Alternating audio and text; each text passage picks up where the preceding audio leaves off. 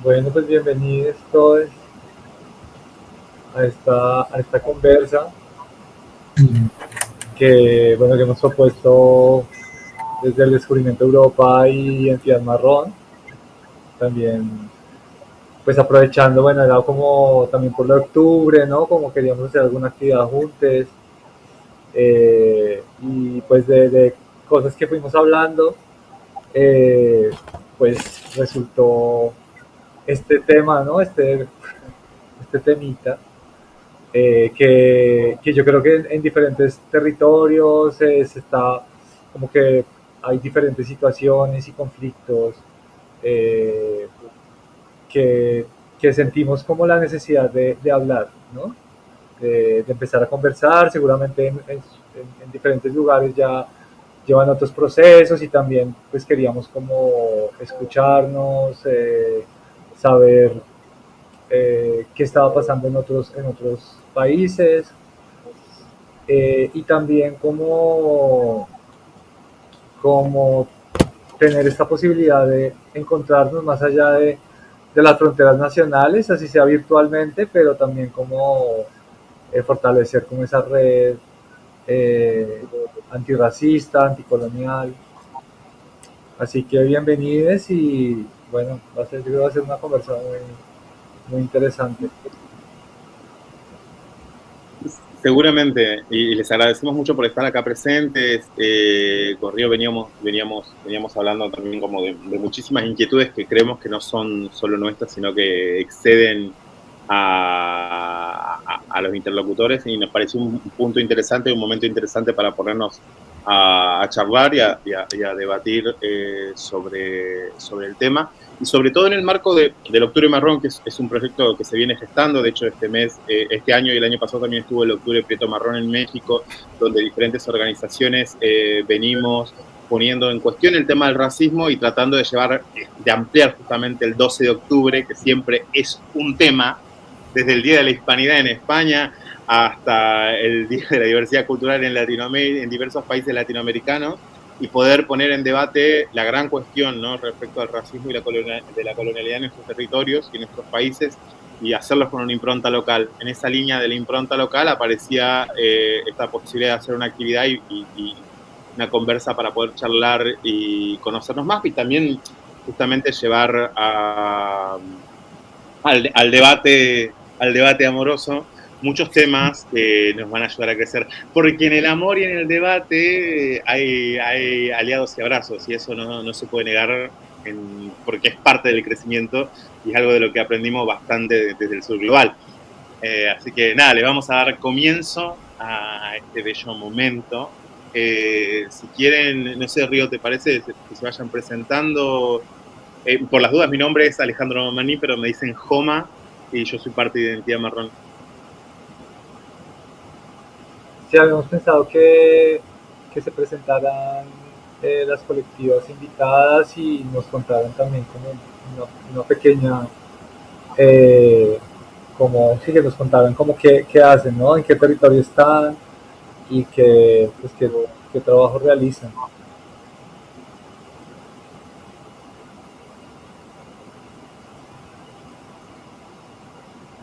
¿Quién se anima a comenzar?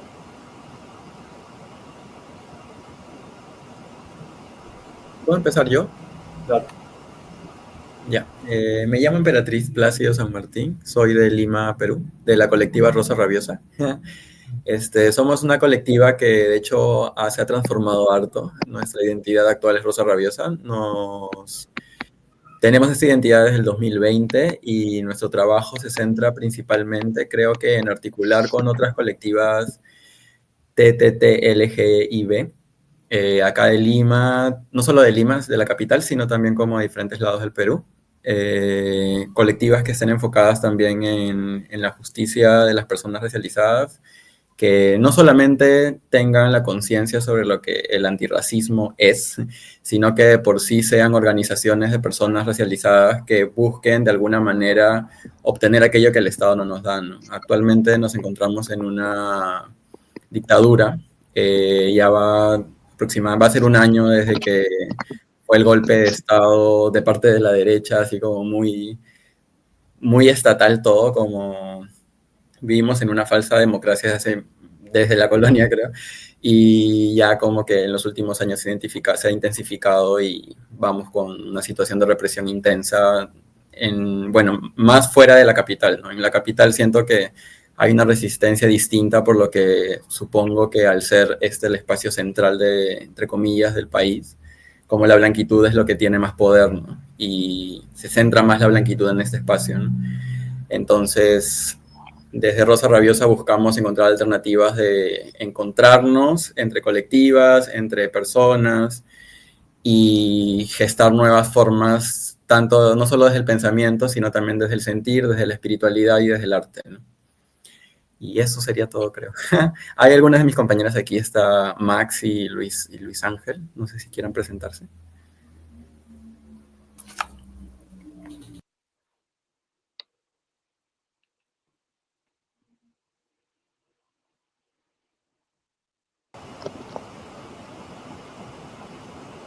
Max, bueno, si quieren también presentarse.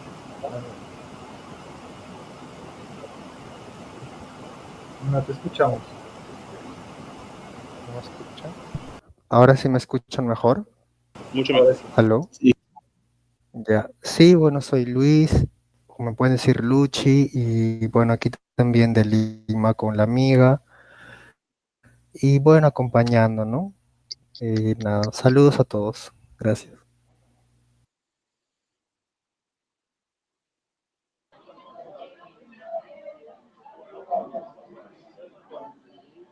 Hola, ¿qué tal? No sé si se me escucha. Un poco bajito.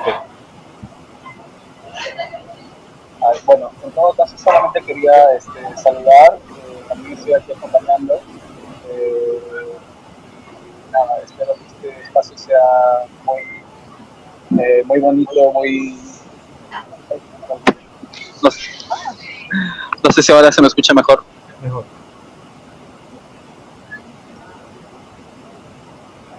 Sí. Ya, no, buenas tardes a todos, a todas, a todos. Mi nombre es Max, también soy de Rosa Rabiosa. Y nada, estoy muy contento de poder estar en este espacio y ojalá resulte bastante estimulante la conversación. Y eso sería todo por mi parte ahorita. Gracias. Dale, genial. Tal vez César, ¿quieres presentar? Bueno, hola. Bueno, saludos a todos, un abracito. Bueno, mi nombre es César Guerrero, yo hago parte de Matamba, de la colectiva Matamba. Nosotros somos una colectiva que está dirigida, fundada por personas negras y diversas que habitan la diversidad.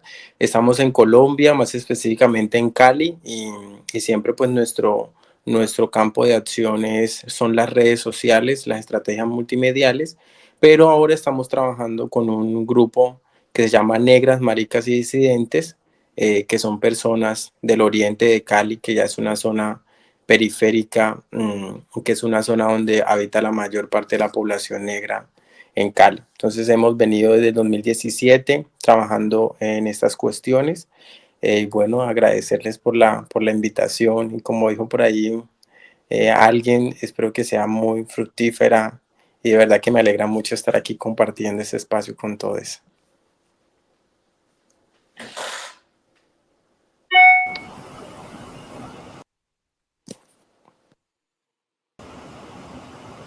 Daniel.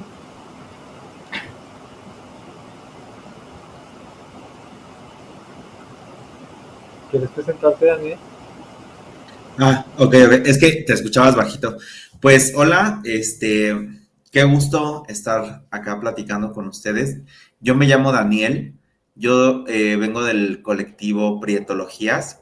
Nosotros somos una colectiva que nació en Ciudad de México. Me gusta mucho a mí situar momentos porque a diferencia de obviamente todos los países en Latinoamérica, la manera en la que se desenvuelven los racismos es muy peculiar. Joma tuvo la oportunidad de andar por acá, experimentarlo de viva voz, Y el racismo acá en México es muy extraño. Y nosotros, este colectivo nace como una respuesta de... si hay un racismo que se vive, nosotros somos una mayoría, más del 80% de las personas en México son de piel morena. Y todos los medios de comunicación, todas las esferas de poder están representados por personas blancas. Es una situación que ha empezado a cambiar, pero no corresponde a una lógica en tanto que en México somos casi el 80% de personas morenas. Entonces, eso habilita muchas violencias que son racistas y que tienen una diferente codificación. Y peculiarmente en Ciudad de México, yo me enuncio como un joto prieto y que ya engloba esa palabra ya muchas cosas, ¿no? Yo soy una persona racializada, que también en términos económicos no soy una persona privilegiada y que me las he visto duras. Actualmente soy abogado, pero desde este marco del entendimiento de que el racismo es como una plática necesaria y que se puede habilitar en este momento político en este país, creo que nace por ahí un poquito nuestro proyecto. Y pues bueno, básicamente nosotros activábamos en redes sociales, estamos intentando llevarlo a lo presencial, pero bueno, a pesar de que acá en Ciudad de México sí hay algunos colectivos que ya pasaremos a hablar de eso en algún momento, pues nosotros somos una respuesta un tanto ahí citadina de una situación racista que sí se vive. Entonces, eso es un poquito lo que hacemos nosotras. Y justo el Octubre Prieto Marrón también lo tomamos como referencia del colectivo Identidad Marrón, en el entendido de hacer, ¿no? A lo largo de octubre ciertas actividades y pues nada, visibilizar y poner sobre la mesa la discusión del racismo.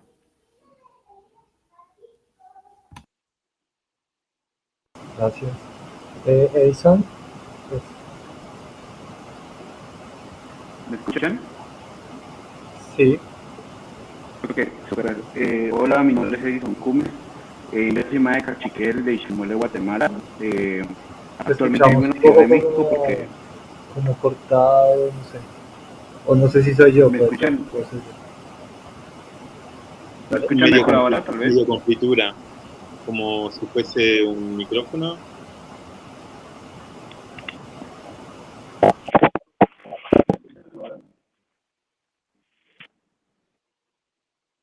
A ver, ¿podés hablar?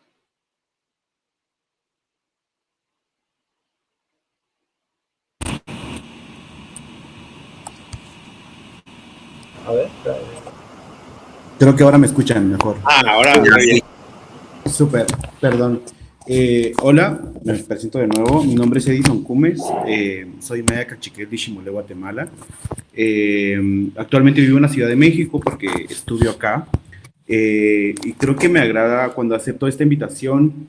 Creo firmemente que el cuestionamiento también interno es muy válido y muy necesario en las colectivas, principalmente porque en algún momento empezamos a creer que las burbujas en las que somos aceptados y aceptadas es el mundo que estamos imaginando. Y creo que es necesario también entender qué está pasando con nuestros discursos, a dónde están yendo nuestras actividades, o cómo están siendo tomadas nuestras actitudes o nuestras actividades decoloniales, antipatriarcales, anticapitalistas, y hace falta también como evaluarnos a nosotros mismos y para poder entender la realidad principalmente del racismo, del colonialismo y de otros sistemas de dominación colonial que pueden existir incluso y que podemos estar repitiendo incluso en nuestras colectivas, ¿no? Entonces, creo que eso me invita mucho a cuestionar incluso mis propias lógicas, a poder tener empatía y también poder articular como esta cuestión y que, digamos, estos diálogos, cuando lo hablamos con compañeros y con compañeras mayas también, no se vuelve un diálogo de Pokémones de la opresión, ¿no? De quién es el más, digamos, violentado o violentada, quién es la más precarizada, y que se vuelva también una cuestión de asumir nuestros posicionamientos políticos y también la realidad de nuestras colectivas o lo que las colectivas han abierto en el sentido de cómo nos toma ahora el mundo exterior, ¿no? Entonces creo que eso me invita mucho a poder dialogar y que es algo que siempre he discutido en cualquier espacio en donde esté como un posicionamiento político también. Muchas gracias. Joma, también si tú quieres presentar Identidad Marrón, por aquí no tengo. ¿Presento Identidad Marrón? Perdón, no te escuché bien. Sí. Ok. Identidad Marrón es una organización en Argentina que viene trabajando temáticas de antirracismo desde hace más de 7 años. Nos definimos como hijos e hijas, nietos y nietas de personas campesinas, indígenas y o migrantes.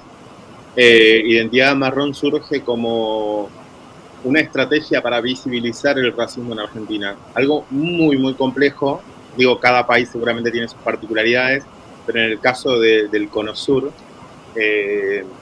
existe cierta cuestión respecto a el significado significante, al nombre, claramente el mestizaje, una suerte de mestizaje lingüístico, y en particular en Argentina existe el concepto de lo negro, que es un concepto súper complejo, porque en clave significado significante, si hacemos que 100 argentinos de cualquier color de piel dibujen que es un negro social para ellos, posiblemente dibujen una persona de piel marrón con rasgos indiados y ropa urbana, ¿no? Ni siquiera, no una persona de comunidad, posiblemente no una persona afrodescendiente, y en ese sentido donde se intersectan raza y clase, nos parecía que era necesario de una forma creativa meter el tema, porque digo, el racismo más allá de los enunciados, el nombre o la autopercepción, funciona.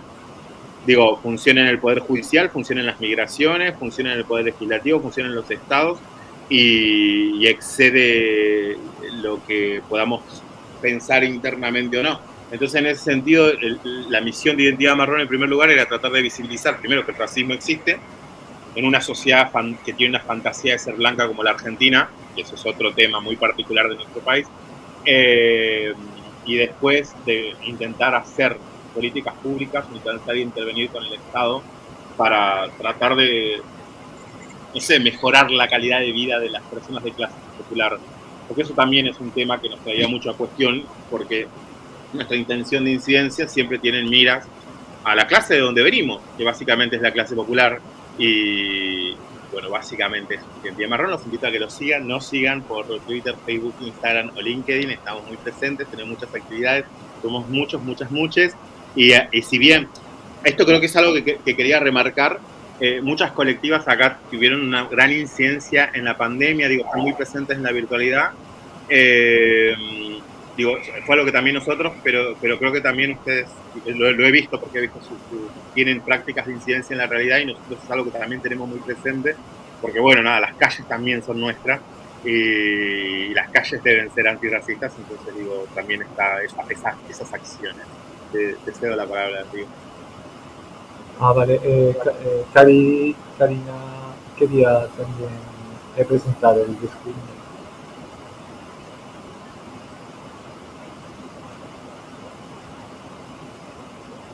Karina, ¿estás por ahí? ¿Me escuchan? Sí. Sí, dale. Hola, soy Karina, formo parte del Descubrimiento de Europa. Es un proyecto de acción política antirracista que nació en España, en Madrid, donde nos conocimos con Alex. Nos conocimos a través de otros movimientos antirracistas de Madrid. Y bueno, pues hemos creado esta colectiva entre los dos. Y un poco, bueno, pues la situación de ser migrante en Europa, ¿no? Específicamente en Madrid. Y bueno, pues un poco todo lo que se ha ido comentando. También trabajamos con entrevistas, trabajos artísticos, publicaciones, etcétera. Y bueno, pues también nos ha atravesado mucho el trabajo de las colectivas, que es una complejidad. Y también con el proyecto que hemos hecho, que estamos llevando a cabo todavía con varias colectivas, que ha generado dificultades en muchos sentidos. Y bueno, y pues nada, con ganas de empezar ahora con la charla, después de que se presenten los demás, y ahondar un poco más en esta problemática, ¿no?, que tenemos de luchar con este monstruo, ¿no? Capitalista, patriarcal, colonial, etcétera, ¿no? Así que nada, pues abracitos y adelante.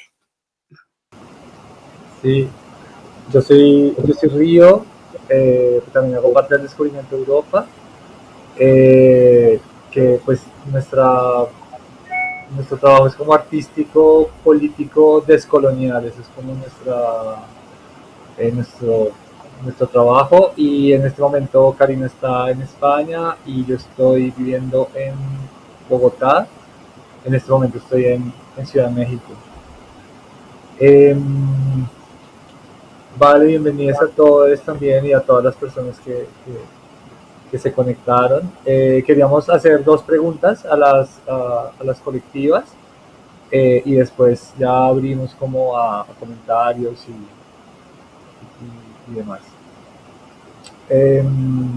La pregunta que queríamos hacerles era, pues es primero que nos cuenten un poco cómo está la situación del movimiento antirracista y anticolonial en sus territorios, y si hay algún tipo de conflicto a partir de esta idea de que hay un activismo correcto, ¿no?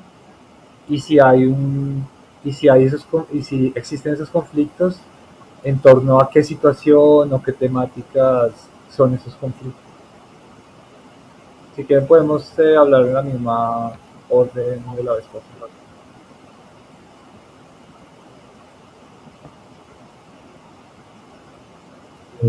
¿Empiezo entonces?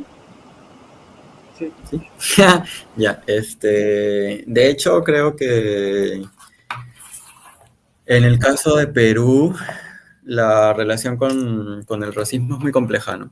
Como se ha detonado y la discusión desde hace un tiempo un poco, como sobre cuál es el impacto del racismo en los cuerpos en Perú, y también las distancias y diferencias que existen territorialmente entre los cuerpos, ¿no? Como a nivel estatal, como claramente por más de los 60 asesinatos en el último año, como siendo en su mayoría, por no decir como generalizado, como personas racializadas, ¿no? Del Ande, siendo Puno uno de los lugares donde más fue golpeado como la represión policial, ¿no?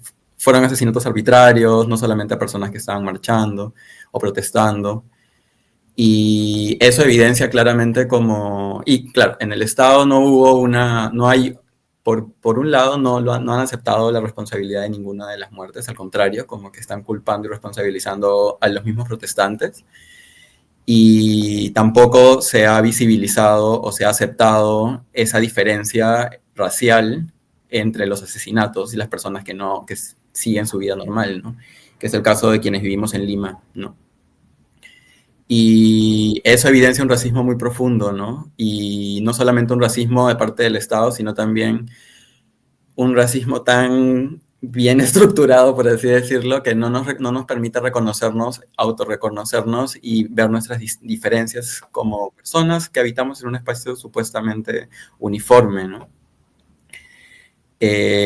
Creo que esa movilización de alguna manera nos ha hecho conectarnos un poco más como entre algunos colectivas, y también reconocer de que la idea del antirracismo es una idea que, si bien como es difícil que las personas nos reconozcamos en nuestro territorio como personas racializadas o reconozcamos cuál es nuestra procedencia, a pesar de que lo sabemos y a pesar de que convivimos con el racismo a diario, ¿no?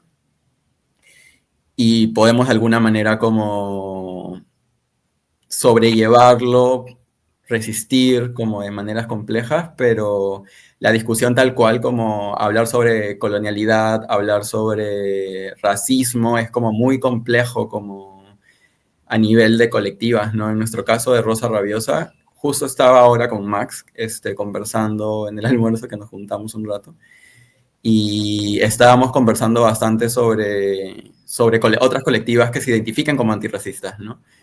Y muchas de las colectivas con las que articulamos nosotras no tienen esa identidad, a pesar de que están compuestas en su mayoría, por no decir en su totalidad, por personas racializadas, ¿no?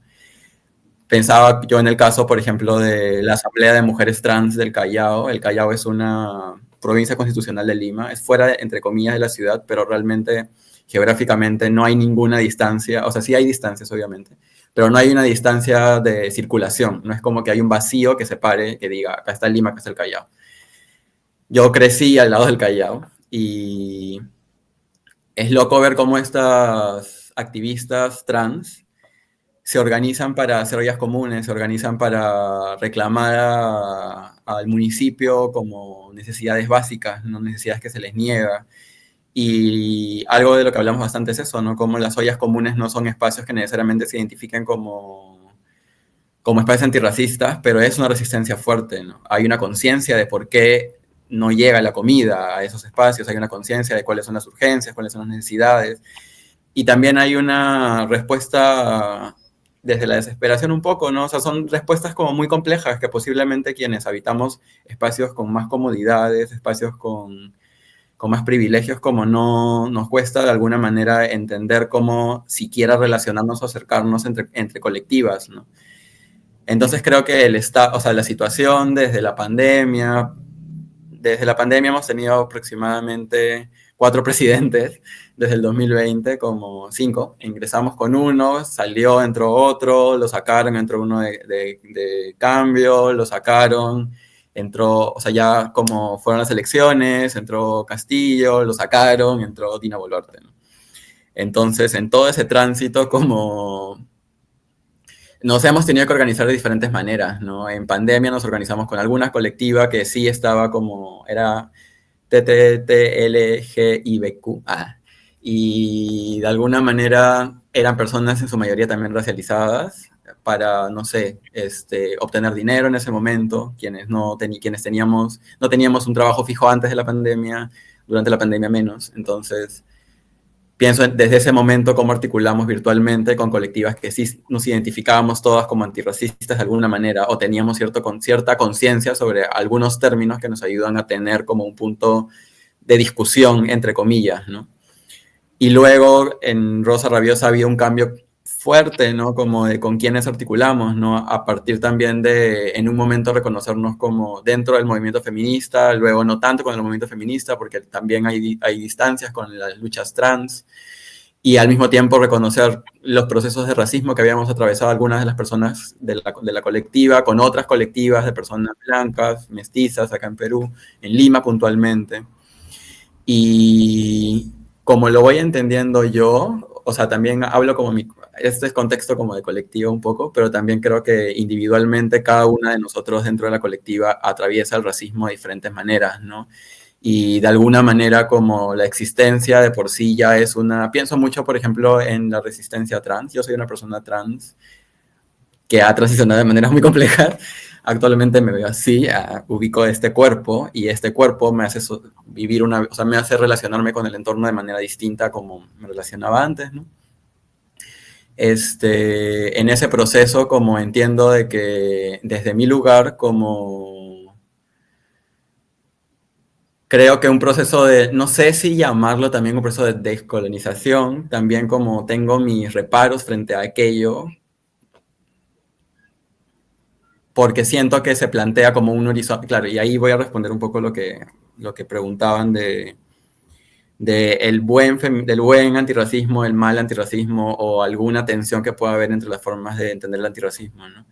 Creo de que en mi proceso como de identificarme a mí, de ver mi proceso de sanación, no solamente conmigo, con mi familia, como con las personas que quiero, con quienes hemos tenido puntos en común sobre experiencias de racismo vividas, creo que en muchos momentos la lucha antirracista desde un lugar un poco más teórico como plantea un horizonte, y el horizonte no necesariamente es un tiempo presente, ¿no? Como hay una filósofa, música y escritora peruana que se llama Victoria Santa Cruz, y siempre pienso mucho en ella y en cómo desde su vivencia y desde su sentir y desde su espiritualidad conecta con su verdad y por ende con su teoría y con su, por así decirlo, academicismo, ¿no? No es un academicismo que esté desconectado del cuerpo, porque desde la frase que ella plantea como que las cosas no son buenas, las cosas no son malas, las cosas son.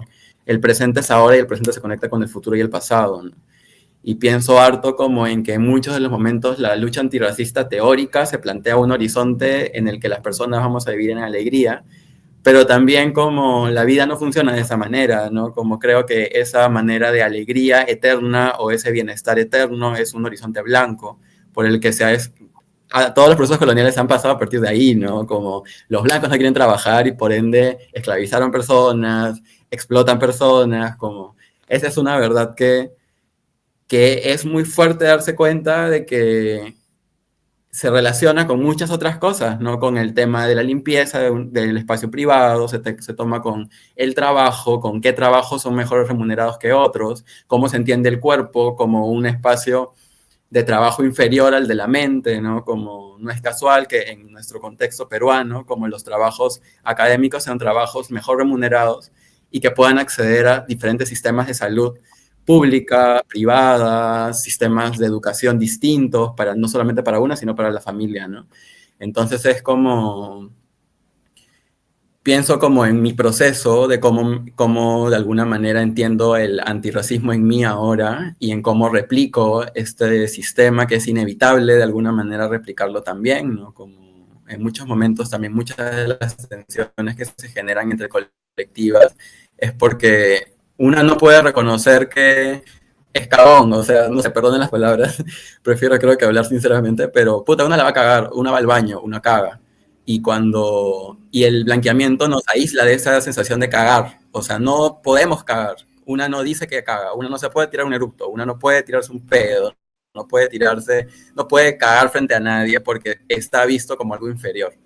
Desde ahí yo lo entiendo como un proceso de blanqueamiento fuerte, ¿no? Como el entender de que en ti no puede habitar el mal, como en el blanqueamiento no habita el mal, en las personas racializadas sí, y esa idea como polar, como de claro, o sea, como si empiezo a reconocer también la posibilidad de herir a otra persona, como es parte de una estructura, no es mi responsabilidad tampoco de una manera como castigadora, sino asumir muchas de las consecuencias que podemos tener simplemente con miradas, ¿no? Simplemente que nuestro cuerpo tiene un valor simbólico para la sociedad. Entonces, desde ese lugar, como ya nos podemos hasta herir de diferentes maneras, ¿no? Por resentimientos que podamos tener algunas de nosotras, que son válidos, por situaciones de trauma que podamos tener algunas, que son válidos. Entonces, como que siento que el aprender a lidiar los conflictos dentro del antirracismo es un tema como muy complejo, ¿no? Como creo que habla mucho también de la posibilidad de no estar juntas, de no estar unidas, de no estar conectando inevitablemente de esa manera, porque el mundo es ancho y ajeno y en muchos momentos es mejor articular con personas con las que podemos de alguna manera tener una sincronía, una sinestesia, no sé cómo llamarlo en este caso, pero creo que también es un proceso de blanqueamiento fuerte, ¿no? Como de todo el capitalismo, pensar de que hay solo un trabajo y que una persona nomás puede obtenerlo, solo hay una manera de ser exitoso y todos tenemos que cumplirlo de esa manera y no entender de que desde nuestros espacios privados también se gesta como mucha transformación social, ¿no? Y bueno, podría seguir hablando, pero mejor cedo la palabra porque siento que el sentir es fuerte, es un sentir no solamente mío, sino un sentir histórico de personas que me han acompañado, ¿no? Y muchas gracias. Dale. Les queremos pedir también por ahí, no sé, 4 minutos, que sea su respuesta, como somos varios y también más personas, chévere. Si somos... Voy a hacer señas. Voy a ser la persona mala y voy a hacer señas. Me gusta el rol invertido. Acá, Elena. Gracias. Buenas tardes a todos, todas, todos. Bueno, soy Elena Cordero. Soy una mujer afrodiaspórica. Nací en México, pero tengo ya 12 años viviendo acá en Chile y formo parte del Quilombo Negrocentex, ¿no? Y bueno, justamente agradecer la invitación y contarles que resueno un montón con lo que van contando, ¿no? Porque por lo menos acá en el Quilombo, este tema de la autoridad moral o del buen activismo, o del activismo único, del activismo válido, lo empezamos a vivir de una forma más aguda por ahí de el proceso de revuelta social, que se le llamó así, que hubo acá un tema en donde las personas decidieron manifestarse de una forma más específica y empezó a haber unas muestras de violencia directas por parte de la policía, que bueno, varios territorios lo han estado viviendo, ¿no? O sea, también no es como que, pero marcó, y fue la antesala a la represión que vivimos durante toda la pandemia, porque efectivamente la metodología en Chile para la pandemia fue dictatorial, ¿no? O sea, creo que dejó muy en evidencia eso. Entonces, bueno, a partir de ahí, muchos de nuestros activismos y de nuestro trabajo territorial terminó de una u otra forma vaciándose a las virtualidades, ¿no? A los espacios virtuales. Y esto hizo que empezáramos a experimentar algo así como que me descubrí las cosas, ¿no? Empezamos a ver publicaciones donde personas que se dedicaban al activismo, pues era como que nosotros en el Quilombo lo hablábamos que era como un reescribir una Biblia, ¿no? O unos 10 mandamientos. Básicamente cómo debías hacer las cosas, ¿no? Y con el riesgo que conlleva esto en tanto que reproduce lo que es la colonialidad, ¿no? La herencia que nos deja el colonialismo al universalizar y al poner solamente a una figura en el centro de todo. Entonces, a la par de que íbamos observando esto, también tenemos que resolver contingencias, ¿no? Porque el manejo de la pandemia fue obviamente racista acá. Tenemos que resolver contingencias de personas que eran desalojadas, personas negras, que eran desalojadas de sus casas, de sus departamentos, violencia explícita, directa, etcétera. Y creo que eso hizo, como les digo, una especie como de laguna mental, que no es sino hasta ya la pandemia, que es en marzo siguiente, porque la revuelta fue en octubre del 2019, y en marzo de 2020 comienza todo esto, ¿no? Entonces, ahí me toca ser parte de algunas instancias de donde se me convocaba por el hecho de ser psicóloga para hablar de esto, ¿no? Es como, es que fulanita dice que yo no soy, y esto es capacitismo, y entonces tú eres racista, tú eres transfóbico. Entonces empezaba este tema de que pareciera que por la lectura de la interseccionalidad, a mayor opresiones, mayor razón tenía una persona, porque sí, por default, ¿no? Y ya no había un espacio para tensionarnos cosas. Y creo que es desde ahí en donde el Quilombo decide posicionarse como que lo que nos hermana es el proyecto político, ¿no? Ahí, ahora sí que casi parafraseando a Ochi Curiel, lo que nos hermana es el proyecto político que tenemos, ¿no? Porque queremos desmantelar las opresiones varias, ¿no? Que algunas pueden tener más urgencia que otras dependiendo del contexto geopolítico, etcétera, pero que al final vamos para allá, ¿no? Entonces, a partir de ahí, el Quilombo toma una postura y con una constante revisión y repensarse en su práctica de lo decolonial, si es que pudiésemos llamarlo así también, ¿no? Hay que repensarnos todo el rato. Y que a la par también empezamos a darnos cuenta que se creó como una entidad en el activismo virtual, ¿no? En donde se nos decía cómo ser activistas, ¿no? O que por ser una persona racializada no podías no hablar de tal cosa, ¿no? O que, por ejemplo, hoy en día nos hablan del tema Palestina, ¿no? Me toca ver en mis pacientes, tengo pacientes que también se dedican a tema activismo, y me dicen, pues estoy en esto de si estar todo el tiempo posteando cosas con todo el gatilleo que me puede dar emocional, o no hacerlo y que me la piden, ¿no? O que me escrachen y etcétera. Entonces creo que sin querer las redes sociales han reproducido esto, ¿no? Y no sé si ustedes lo vieron en sus territorios, por lo menos acá en Chile sí, fue un tema, y bueno, se cruzó con otros territorios donde me tocó converger, como República Dominicana, en donde, ¿qué activismo era el activismo?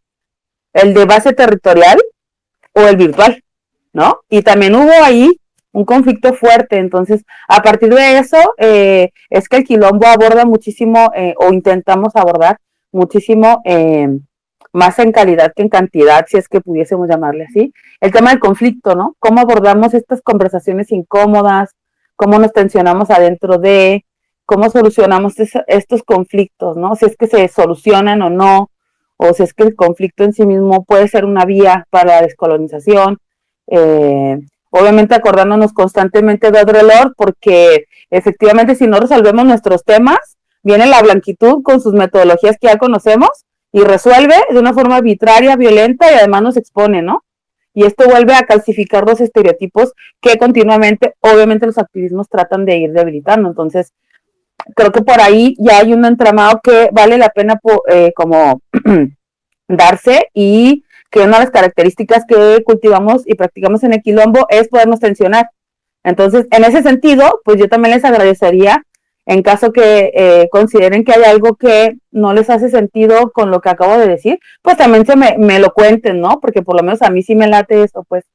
Entonces eso, y agradecerles la escucha activa. Siempre, siempre. No, súper interesante, súper interesante. Me parece que sigamos con las presentaciones. No sé, Edison, yo te digo porque te tengo acá cerca, o alguien más, quieren, puede.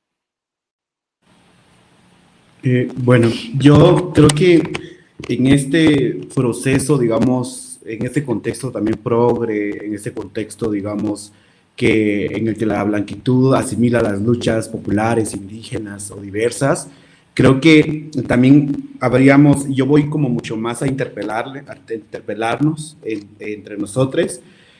Y primero quisiera cuando recibo la invitación me puse a pensar si la palabra correcta dentro del título, digamos, de activismos correctos, alumbraba el debate al que queríamos llegar a estar ahora, ¿no? Entonces, creo que, digamos, o sea, sé que también pudo haber sido de una forma sarcástica, ahí le puedo cachar de 20,000 formas, ¿no?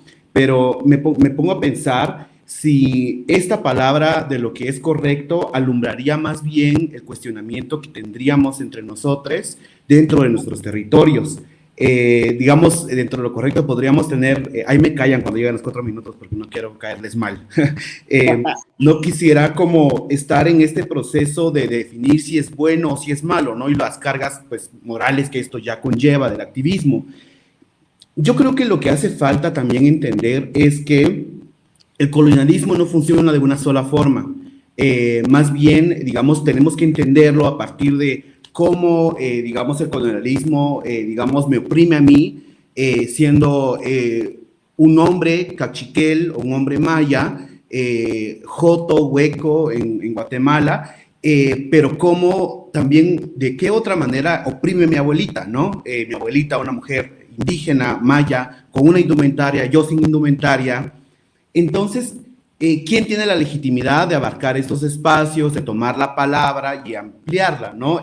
A mí me hace cuestión mucho esto, porque creo que eso nos lo debemos que estar cuestionando constantemente, y no solo dentro de a otras colectivas, sino internamente a nosotros mismos, ¿no? Y a las personas que forman parte, digamos, de estas colectivas. Y creo que es bien necesario interpelarnos entre nosotras y entre nosotros, pensando también en cómo funcionan las otras colectivas antirracistas o decoloniales o anticapitalistas, antipatriarcales en nuestros territorios, porque creo que lo que hace falta primeramente entender es que el colonialismo no funciona de la misma forma en cada cuerpo, en cada territorio, en cada identidad, y creo que eso podría interpelar mucho. Y, digamos, yo apelo mucho a la incomodidad de mi cuerpo, por ejemplo, cuando estoy hablando de un tema, cómo me hace sentir esa incomodidad, me hace sentir bien, y si la puedo sentir en mi cuerpo bien, entonces es porque puedo enunciar lo que sale de mi boca, ¿no? Pero ¿cómo me sentiría yo, por ejemplo, hablando ahorita, digamos, de cómo se vive la espiritualidad maya en mi pueblo, cuando yo no soy ni guía espiritual, no soy akij, no tengo este conocimiento, pero, digamos, automáticamente por estar en esta modernidad, por ser maya, tendría yo la capacidad de poder hacerlo, por ejemplo, ¿no? Entonces, creo que en ese sentido, algo que a mí me parece muy cuestionable del activismo es quién está haciendo activismo y a quién le estamos usurpando la palabra. Que eso pasa constantemente en los activismos, ¿no? Porque pareciera que el activismo en este mundo progre nos pone a nosotras, a nosotros, a nosotres en algún círculo que nos genera privilegios, y creo que eso para mí hay que aceptarlo y hay que ser muy reales y sinceras también con nosotras mismas, porque entonces yo, siendo un indio cachiquel de Guatemala, pero vengo a Ciudad de México a estudiar una maestría, entonces yo no soy entendido como un indio, digamos, como los otros indios en mi pueblo principalmente, ¿no? Digamos, aquí hay un proceso muy interesante que yo creo que tiene que pasar, en donde no sé si haya, digamos, este proceso de exotización, pero también, digamos, todo este proceso y este bagaje y esta lucha que han hecho nuestras abuelas y nuestros abuelos en que tengamos esta discusión en español con académicos y podamos digamos, poner su palabra. Digamos, creo que eso me puede ayudar a mí a poder entender cuál es mi posición dentro de este mundo progre, ¿no? Entonces, creo que a mí eso me parece muy interesante y que hay que cuestionarlos constantemente, como qué privilegio nos está gestionando o qué privilegio nos está permitiendo para unas y para otras el activismo en las ciudades. Porque cuando hablamos de la política comunal indígena o la política comunal popular que se hace en otros territorios, no pensamos en un activismo, pensamos en cómo se afirma principalmente y cómo se estructuran esas políticas comunales que permiten la gestión del agua, que permiten la gestión del camino, que permiten la organización de la fiesta, también como una forma de organización política. Ahí no se le ve, digamos, bueno, yo no lo miraría así como activistas a los abuelos y abuelas que están ahora mismo dirigiendo dirigiendo el paro nacional en Guatemala, ¿no? Sino les miro como una estructura política comunal, como muy concretamente fuerte que está pasando. Pero entonces, ¿qué nos convierte a los otros en activistas, no? O sea, ¿qué pasa dentro de ese mundo? Digamos, yo no me nombro activista y aún así me siguen, digamos, reconociendo como activista, digamos. Y esta creo que es una dinámica bien constantemente que nos rodea a quienes habitamos mucho las ciudades o espacios, digamos, progres, ¿no? Entonces, digamos, en este momento yo podría decir que el activismo en Guatemala principalmente, pues somos una generación posguerra, estamos articulándonos después de un genocidio en Guatemala, yo podría ser generación posguerra. Entonces venimos con mucho enojo, venimos así súper enojados y cuando nos encontramos, por ejemplo, con interpelaciones para la banda que se autodetermina prieta o prieto en Ciudad de México, hay una barrera ahí que la banda no comprende, o sea, como qué está pasando en ese proceso, ¿no? El mestizaje en México funciona de una forma mucho más diferente que el racismo en Guatemala estructural, que para mí en este caso, yo aquí, en este territorio podría ser leído como un mexicano más. Pero en Guatemala hay algo que está ocurriendo que a mí se me lee como un indio. Entonces, digamos, creo que poder entender ese proceso de qué tanto está creando el activismo, yo me preguntaría, y con esto termino mi intervención, si el activismo está alumbrando estas luchas anticoloniales, antipatriarcales, anticolonialistas, o nos está creando beneficio a partir de nuestros discursos y además nos estamos creando la burbuja que esto está pasando en las ciudades, ¿no? Entonces volvemos a nuestros pueblos y es con la crisis existencial que yo me encuentro. Yo puedo hacer 20,000 acciones, puedo leer 20,000 libros hablando de gente, de pueblos originarios y todo, pero las dinámicas del sustento de la vida en pueblos originarios, en mi pueblo, está funcionando de otra manera. El activismo, ¿qué está alumbrando entonces?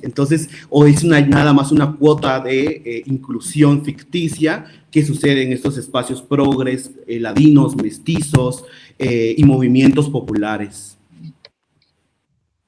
No te podía cortar, pero estamos enojadas, eso es seguro. Yo creo que hay un tema ahí que me encantó y no lo quiero dejar ir, y ahí paso a César, ahí le paso la palabra, pero me parece re interesante como esta de para quiénes cómo se hace el activismo, ¿no? ¿Qué tan difícil es explicarle a un anglo, sea de la intersección que sea, ¿no? Con cualquiera de los colores del arco iris, o como bien decían al principio, cualquiera de los Pokémon que fuere, cómo explicarle la diferencia, que Latinoamérica no es un país, que tenemos diferentes dificultades y que no somos Europa y nuestras prioridades éticas y morales no son las de una buena Europa o una buena Estados Unidos de América, ¿no? Entonces creo que me parece que eso también resume en parte lo que venimos hablando de estas perspectivas particulares. César, por favor, te cedo la palabra. Vale. Bueno, yo pienso que han salido cosas a flote que como alguien ya lo había recalcado, las geografías, nuestras localizaciones van a hacer que podamos experimentarlas de unas maneras diferentes. Pero precisamente lo que plantea el antirracismo es eso, ¿no? Digamos, Angela Davis, que digamos es casi que una de las pioneras de esto, va a decir una frase muy importante que es, no basta con solo ser... No que no son, digamos, o que no tienen las banderas antirracistas, pues hay muy poca relación, ¿no? Y además hay una relación en que a veces tenemos oportunidades de encuentro, pero volvemos a ser victimizados en las reuniones, en las conversas, y aún así sean progres o no, digamos, sigue viendo que desconocen mucho de las realidades, ¿no? Incluso en reuniones ponen en duda como que, pero lo que pasó sí es racismo. Y hay una constante de explicar y explicar y explicar y explicar, que ya se ha vuelto muy desgastante, y por eso en nuestra situación en particular, pues muchos colectivos negros deciden no participar en tipos de reuniones o en conversaciones o en juntas, deciden como que no, mejor no, nosotros nos reagrupamos entre nosotros.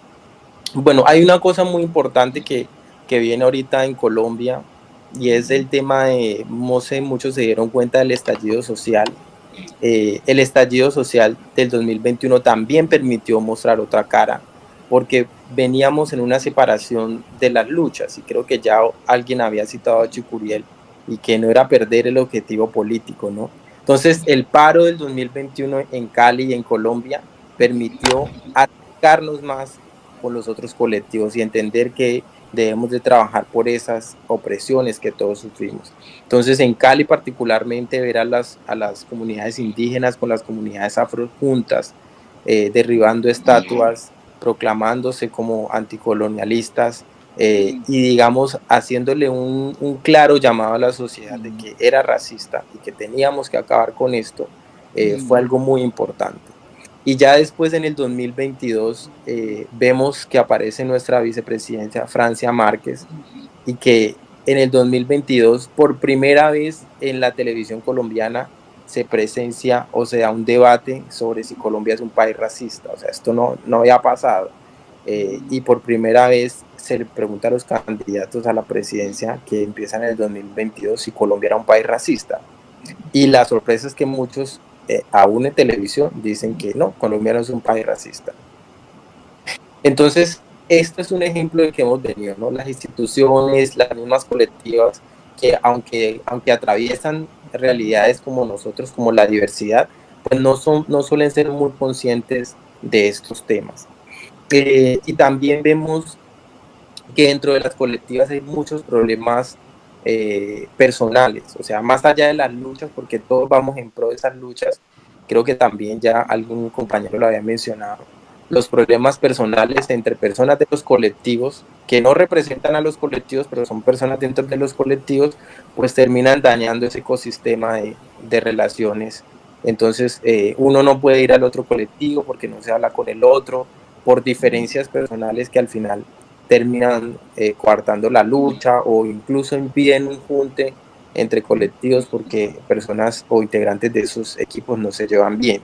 Y no se llevan bien también porque hemos caído en esa lógica que ha mencionado, ¿no? De cuál es el más oprimido. Entonces, el más oprimido es el que se siente con el derecho de constantemente estar llamando la atención, de constantemente estarle diciendo al otro que lo está oprimiendo y que él está en una posición más arriba, o que debería estar en una posición más arriba, porque sobre su cuerpo recaen más opresiones.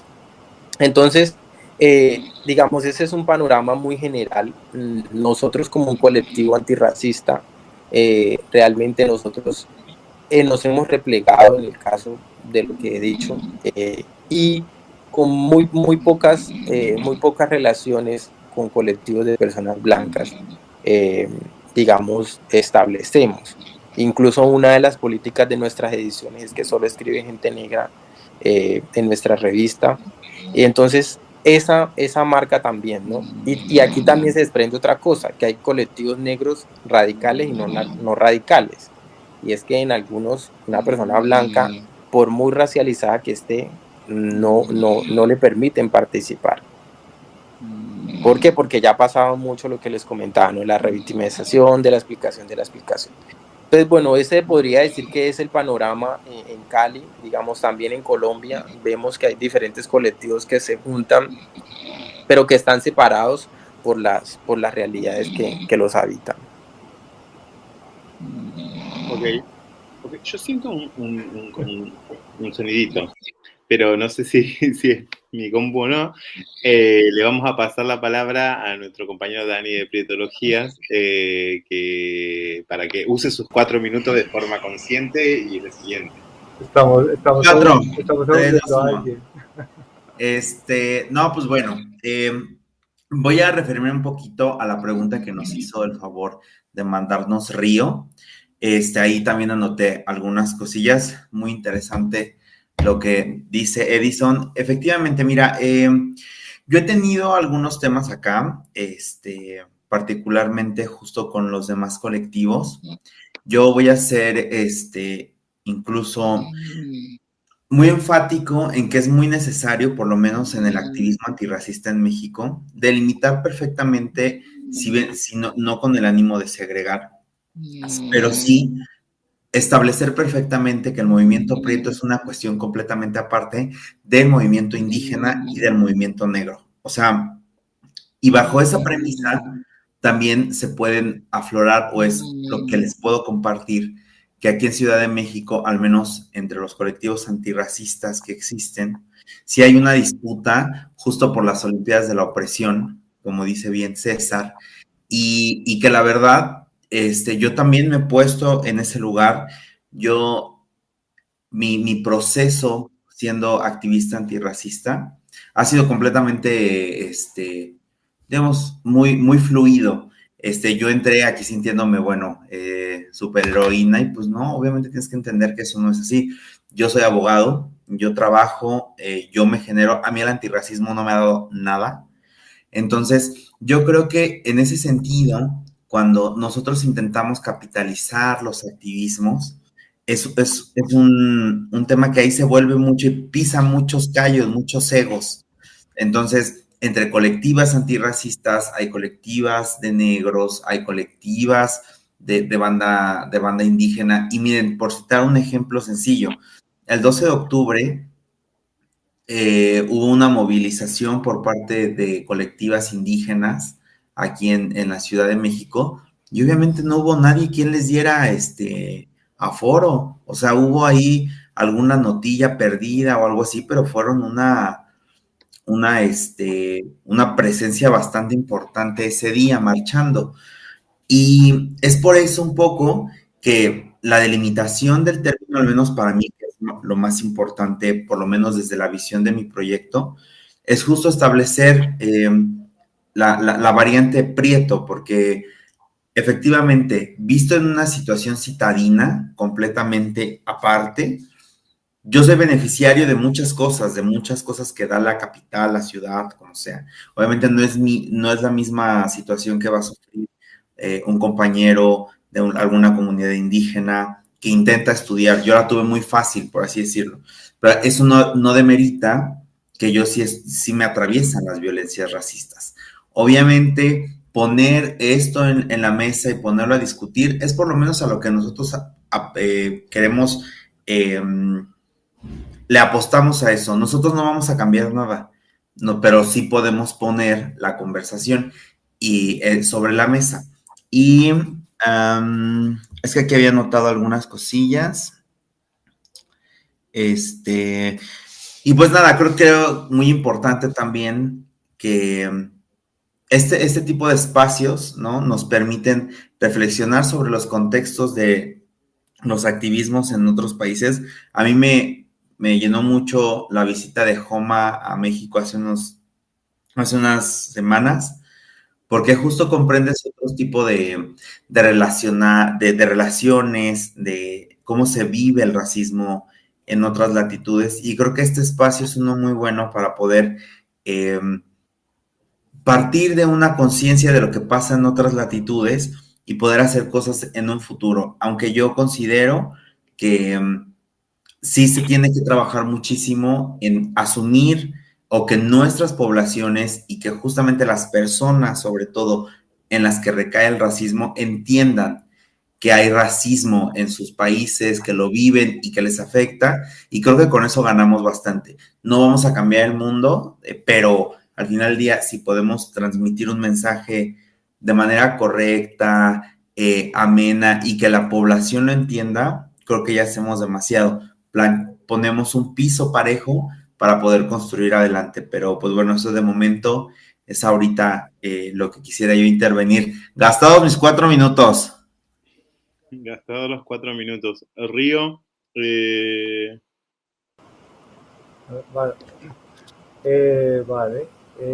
Bueno, yo les quería contar un poco, porque Karina y yo nos conocimos fue en Madrid, de ahí nació el descubrimiento de Europa, y también desde una experiencia de personas emigrantes, ¿no? Allí, en España. Y hubo un momento así como muy potente de unión, en que empezamos a trabajar juntos bajo la palabra personas racializadas, ¿no? Y entonces estábamos personas, pues muchas sudacas, personas árabes, personas de gitanas, personas asiáticas, personas afroafricanas, también afrodescendientes, o sea, era como una unión muy, muy interesante. Y hubo un momento muy bonito, muy potente y tal, y después vinieron conflictos muy tremendos, y se rompió eso, se rompió por diferentes razones, mucho ego, yo creo que eso fue como muy importante, ¿no? Como problemas personales que se convierten luego en problemas políticos, y eso yo creo que está pasando en diferentes lugares también. Y también como bueno, también había todo como debate sobre radicalidad, ¿no? Que también es como una pregunta muy interesante, ¿no? Como qué es esto de ser radical, dónde está esa raíz, ¿no? Y si radical es no poder acordar o dialogar. Bueno, se queda esa pregunta por ahí, ¿no? Y se rompió todo eso, hasta el día de hoy en Madrid está, entiendo yo, bueno, yo no estoy en Madrid, pero entiendo que la cosa está bastante complicada, entonces, escucha, como que también eso nos hace pensar como en un momento tan complicado, ¿no? En el que diferentes territorios y países están pasando frente al fascismo, por ejemplo, ¿no? Y las colectivas, no sé, antirracistas peleando entre nosotros, ¿no? Como algo está ahí muy, muy jodido. Y ahora que, bueno, y en Colombia llevo poco tiempo, y conectando lo que decía César, me pareció muy interesante porque hicimos un encuentro con colectivas de personas negras en Bogotá, y yo empecé precisamente a contar toda esta historia del descubrimiento de Europa y entonces racializado, ¿no? Entonces llega una nena y me dice, pero tú ¿de qué hablas? Tú no eres una persona racializada, ¿no? Y entonces fue muy interesante que todo mi discurso de persona migrante a una mujer negra en Bogotá le pareció, le parecía un poco absurdo, ¿no? Como frente al racismo que ella vivía, ¿no? Entonces, pues igual a mí me descolocó mucho, pero también me hizo pensar como, wow, claro, en Europa mi situación era muy diferente, y en Colombia pues es otra, ¿no? Especialmente respecto a la raza. Entonces, eh, también, bueno, también se vio como ese otro debate. Y creo que un poco eso es lo que decían los otros compas. Por un lado, noto lo que decía Edison, la cuestión de quién tiene la legitimidad, ¿no? De hacerse, ¿no? de ese activismo, pero por otro lado también he escuchado a varias personas que hablaban como de las opresiones, ¿no? Como la solidaridad de la opresión. Entonces ahí como, creo que, ¿cuál es el límite de una y la otra, ¿no? Porque creo que sí también es muy importante que seamos conscientes de nuestro lugar en cada territorio, en cada lucha, ¿no? Pero, o sea, también creo que, por un lado, reconocer un poco o sea, lo que decía Daniel, creo que sí, o sea, sí recibimos un reconocimiento por hacer esto, eso está claro. O sea, ustedes lo tienen también, ¿no? Y nos beneficia de una u otra forma. Y tenemos que tener responsabilidad con ello. También teniendo en cuenta posibilidades que tenemos, ¿no? De conseguir dinero, de mover, de poder llegar a tanta gente, ¿no? Como que yo sí creo que hay un debate ahí que me parece importante tener, que necesitamos andar más con él. Y bueno, dejo por ahora ahí. Toma. Ok.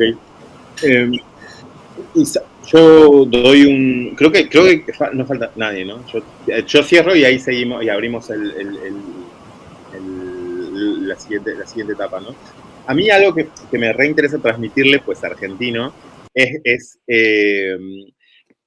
por ejemplo, me pasa un montón que con gente de la academia, de los activismos,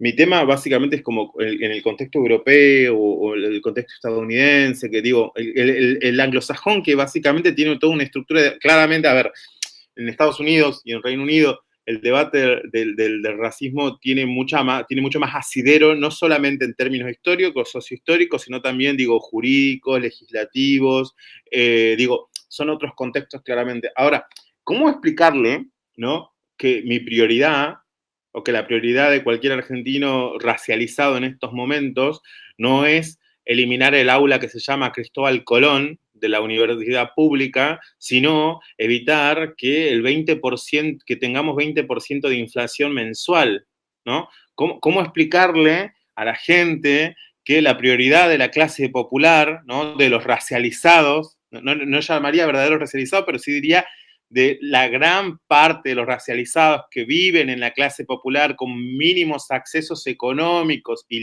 limitaciones en acceso a derechos y ejercicio de libertades, ¿no? Acceso a educación, salud de calidad, acceso a la vivienda? ¿Cómo explicar que las prioridades de los pobres racializados, empobrecidos históricamente por la colonia, siguiendo la línea, son otras, que no son las prioridades de la costa este en Estados Unidos, no son las prioridades del activismo super posh en Nueva York, no son las prioridades, tipo, es como, yo me quedé, acá se me fue la emperatriz, pero en su momento ella hablaba de las travestis del Callao. Acá son súper conocidas las travestis del Callao.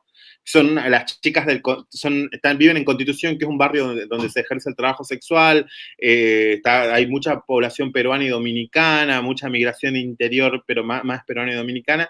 Y las chicas, cuando empiezan a hablar, tipo, no sé, de género, ¿viste? Expresión de género, identidad de género, y te preguntan, pero qué o sea, y son travestis, no es que no lo son, pero te preguntan qué, o sea, empiezan como todo un debate que ni siquiera Judith Butler podía terminar de entender y analizar, de cómo el sujeto al cual intelectualmente se quiere proteger, no necesita a veces esa protección intelectual, ¿no? Y con los racializados en Latinoamérica, en Argentina, en gran parte de nuestros países, digo, si bien necesitamos herramientas de conocimiento para entender cómo funciona el racismo en nuestros contextos, muchas veces no necesitamos que nos explique un experto de la Universidad de Manchester o de la NYU, cómo se vive el racismo en nuestros países, ¿no? Y mucho menos que nos pongan una vara ética moral de cómo hacer activismo, ¿no? Porque yo creo que ahí va, o sea, digo, cito de nuevo a la emperatriz porque ella decía como este tema, ¿no? De que no se puede cagar las cosas. Acá cagar, tipo, es hacer también, o sea, digo, más allá del efecto biológico, es hacer las cosas mal. Y nosotros podemos cagarla, podemos hacer las cosas mal como cualquier persona, digo, no solo la blanquitud se equivoca, sino los sujetos racializados también, y nos equivocamos un montón, pero en eso está el avance de nuestros movimientos. ¿Cómo le explico yo a un activista antirracista que su problema es simbólico, que no quito, no desmerezco? Me parece súper importante sacar la estatua de Cristóbal Colón de algún lugar o sacarla de nuestras plazas, pero ¿cómo le explico que tu sueldo hoy son $200 y mañana son 160 y en un mes son 100 y las cosas siguen valiendo lo mismo? ¿Cómo explico el vínculo de eso con el antirracismo? algo tan propio de nuestra cuestión local. Y yo quiero, como Elena planteaba esto, ¿no? De las exigencias, como los activistas tienen que, el librito, pronunciarse por esto, por esto, por esto y por esto, y también tienen que decir, hacer posteos, porque encima ni siquiera es una acción concreta en el mundo físico. Tenés que hacer un posteo para que sigas en el círculo de los posteos, likes, y al final terminamos entrampados en una lógica de redes que no es útil, porque sería muy irrespetuoso decir que no es útil. Internet no es útil, las redes sociales nos ayudaron un montón y estamos acá justamente por eso, porque si no, posiblemente no nos hubiésemos conocido, pero la lógica esta de redes, donde, no sé, mi posteo antirracista sobre lo incorrecto, sobre 10 formas de no llamarle a las personas de apellido indígena, tiene 30.000 likes. Y la verdad es que internamente, las personas indígenas con apellido indígena, como yo, como que tengo un apellido indígena, puede hacer chistes sobre su apellido, internamente, con un grupo de gente, porque al fin y al cabo nos reímos, la felicidad no es esta fantasía del punto de llegada. Digo, la clase popular se ríe siempre, aunque sea de cosas incorrectas. Entonces digo, yo creo que acá, y ya no me quiero pasar, ¿no? Pero como está esta cosa, ¿no? De cómo empezar a no hermanarnos, pero sí soportar decirnos las cosas en la cara, muy malas cosas, y muy buenas también, pero como manteniendo un mínimo, porque el objetivo en común es otro. O sea, yo quiero ayudar simbólicamente, ¿no? A mi abuela y a mi abuelo, a mi tía y a mi tío, a un activismo simple. No le quiero explicar qué es Judith Butler, no le quiero explicar qué es Paul Preciado, no les quiero explicar qué es la estructura del panóptico. Yo quiero que sea, porque lo peor de todo esto es que el racismo lo sufre la clase popular y los pobres, y no hace falta que sepan teorizar para poder adquirir herramientas de lucha antirracista. Y ahí van a estar nuestros errores, muchos, muchísimos, incorrectos, nuestros posteos no realizados, nuestras pronunciaciones no realizadas, nuestros posicionamientos incorrectos, pero bueno, o sea, no sé, me pasa eso, que me convoca mucho el tema de primero, el enojo, porque es súper lógico y necesario cómo no estar enojado, ¿no? Y segundo, el tema del conflicto y del choque, pero que eso no sea un problema, que eso sea un estadio de construcción. Se puede debatir en la política, bueno, se puede debatir en los movimientos y decir, ese cartel está mal, ese posteo, no sé, qué sé yo, pero yo creo que es un buen tiempo para reflexionar sobre muchas veces lo que sobrevaloramos, ¿no? Lo que hemos llegado a sobrevalorar de Internet, de las redes y de la dinámica de la ética de lo correcto, que en mi opinión personal es tipo una ética estadounidense de lo correcto, ¿no? No es una ética nuestra de Avia Yala, nuestra es la ética del abrazo y del beso, que en Estados Unidos en un campus sería un erasement, ¿no? Digo, nosotros acá nos besamos, nos saludamos y nos abrazamos y nuestra invasión con el cuerpo quizás un poco molesta, pero para un estadounidense, casi entrar, para un estadounidense blanco de clase media en una universidad de una Ivy, sería un erasement, sería un acoso, ¿no? Digo, me parece esencial poner en debate esto. Perdón, yo me super excedí, pero ahí digo, control.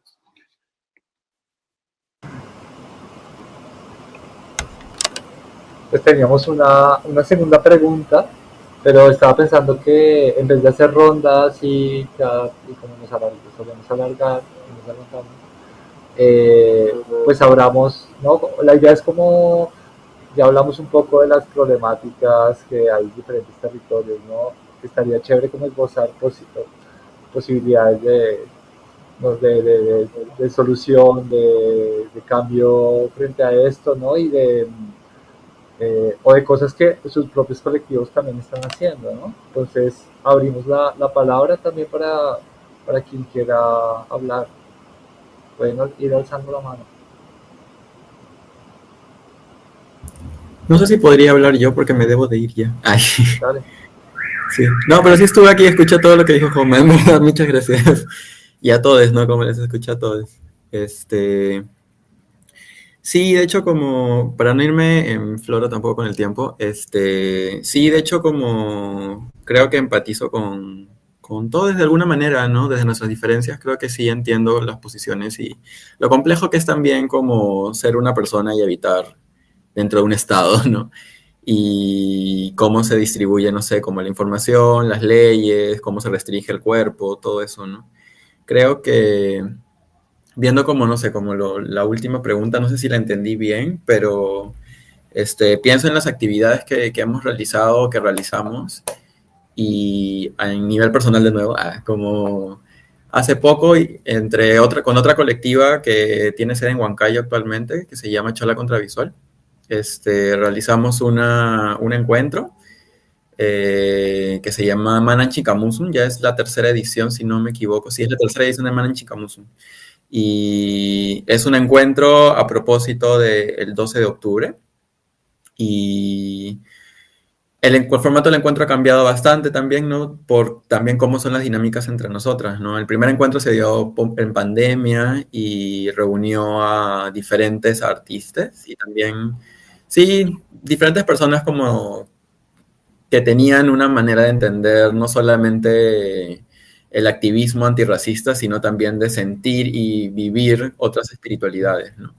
Creo que es bacán el poder conectar también desde nuestro lugar no lógico, por así decirlo, y aprender también a aprender con el cuerpo, ¿no? Que creo que es algo que para mí es muy importante actualmente, ¿no? Porque me ayuda a conectar con mi mamá, con mi tía, con un montón de gente que no, como hemos estado hablando, como que no necesariamente maneja las mismas palabras que yo, ¿no? Y no por un nivel superior o inferior, sino simplemente porque el ritmo de vida nos ha llevado a diferentes lugares, ¿no? Y es lo caso seguir pensando de que debemos articular con quien hable más como nosotras, cuando nuestra misma manera, como decía Edison también, ¿no? Como que está mezclada con otras cosas de la blanquitud, de los privilegios, de la academia. Creo que rescato mucho de ese encuentro. El último empezó con un ritual como para armonizarnos un poco y limpiarnos un poco. Luego hubo una feria, hubieron como videos. Uno de los videos de Luna Lacra fue muy, muy lindo, que acá está presente, que también es de la colectiva.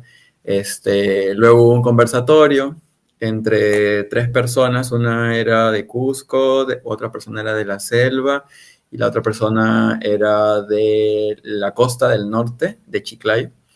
Y era bacán también ver las diferentes perspectivas que hay, porque en nuestro mismo territorio, como es muy complejo todo, entonces no pensar en Perú como algo uniforme es una mentira locaza, ¿no? Como no somos iguales nadie.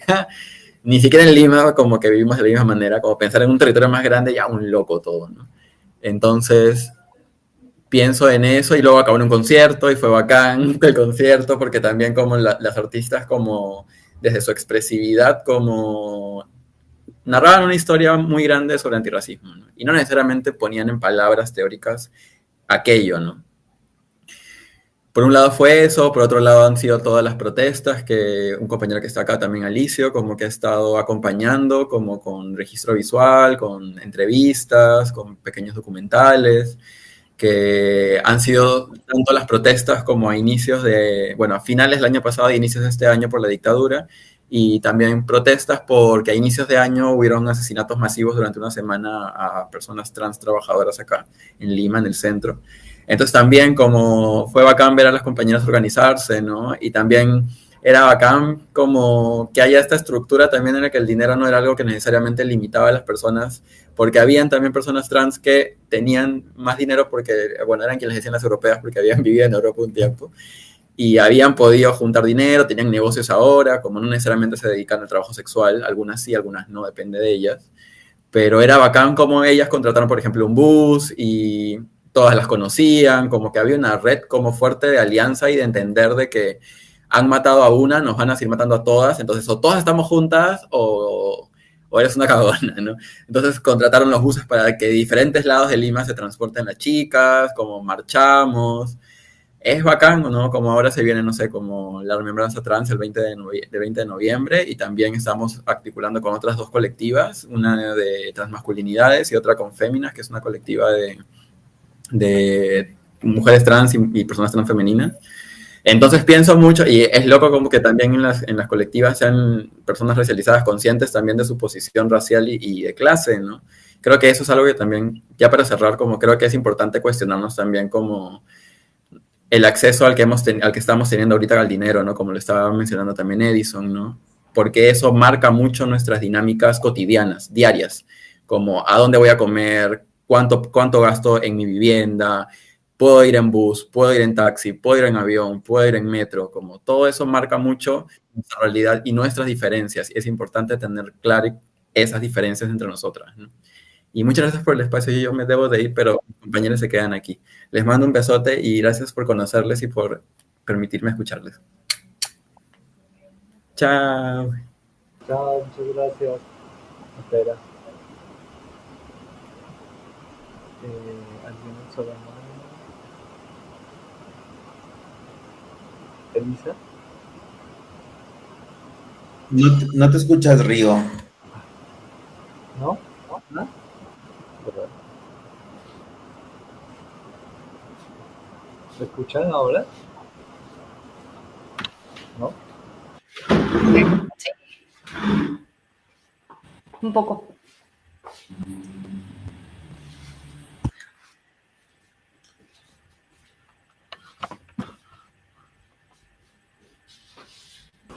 No, Elisa, ahí se ¿me escuchan? Elisa quería hablar, que habéis pedido la palabra. Permiso para tomar la palabra. Bueno, primero que nada, muchísimas gracias por este espacio. Es muy importante, así que gracias a todos los que expusieron, a todas y todes.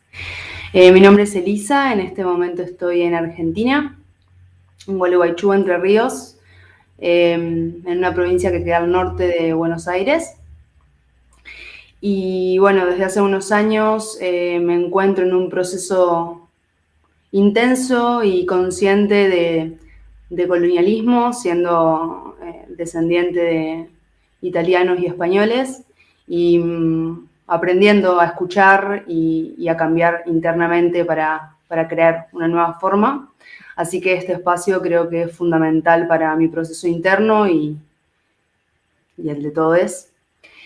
Y desde este lugar del cual hablo, me gustaría traer algunas cosas que, sobre todo, bueno, tomando lo que dijo Joma y Emperatriz, que se acaba de ir, de la importancia del lenguaje común, más allá de la palabra,